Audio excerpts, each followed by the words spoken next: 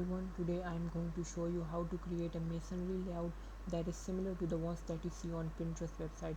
If you have ever visited Pinterest website, you already know what I'm talking about, and it is extremely easy to achieve this functionality.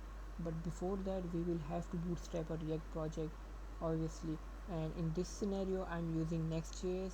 All you need to do is just to copy this command and paste it in your terminal, and it will create a Next.js website.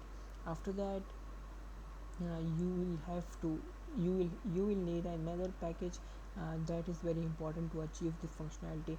It is known as Masonry. You can copy. I will share this link in the description. Just copy this command and paste it in your terminal. I've already installed it, so I don't have to do it again. And after that, you just need to import it like so, and provide it with an array of images. uh, Let me show you how. um, Here is an array of images with source property in it, and one thing to note in here is that this source property is very important, because this package looks for this specific property.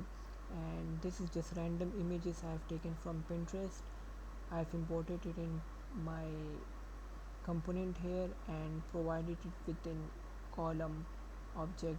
And what this column object does is, it basically, these keys are the breakpoints, and it sets the number of columns you defined it here in each breakpoint.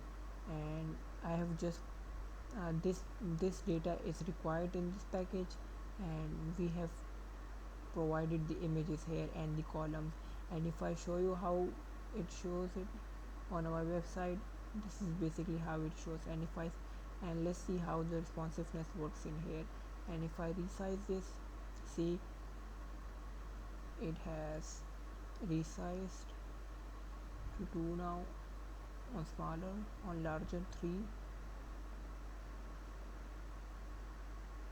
and above that it has displayed it 4. If you're wondering why do I have this big gap on the x-axis, it's basically I've created a container object that's that sets the max width of this component and centers it.